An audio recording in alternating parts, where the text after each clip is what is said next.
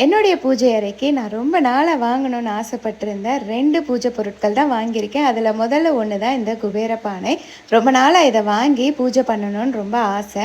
அதுக்காக தான் நான் இன்னைக்கு பிளாசம் லவ் அப்படிங்கிற இன்ஸ்டாகிராம் பேஜிலேருந்து தான் வாங்கியிருக்கேன். முதல் பானையில் பச்சரிசியும், 2வது பானையில் துவரம்பருப்பு, 3வது பானையில் கல்லுப்பு, 4வது பானையில் சர்க்கரை அப்படி இல்லைன்னா வெல்லம், கடைசியாக இருக்கிற அந்த குட்டி பானையில் வந்து கிராம்பு, ஏலக்காய், தாமரை விதை இந்த மாதிரி பொருட்கள்லாம் போட்டு பூஜை பண்ணோம்னா ரொம்ப நல்லது. வீட்டில் இருக்கிற கஷ்டங்கள்லாம் நீங்கி லக்ஷ்மி கடாட்சம் உண்டாகும். அதுக்காக தான் இந்த பானையை வாங்கி பூஜை பண்ணால் ரொம்ப நல்லது அப்படின்னு சொல்லியிருக்காங்க. 2வதா இந்த பச்சை கற்பூர விளக்கு வீடு முழுக்க நல்லா கோவிலில் வர மாதிரி வாசனை வரணும் அப்படின்னு நினச்சிங்கன்னா இந்த விளக்கு வாங்கி ஏற்றி வச்சிங்கன்னா ரொம்ப நல்லா இருக்கும்.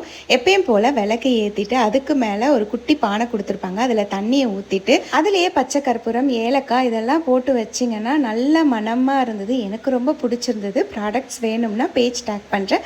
வாட்ஸ்அப் நம்பர் ஸ்க்ரீனில் தரேன். பாய்.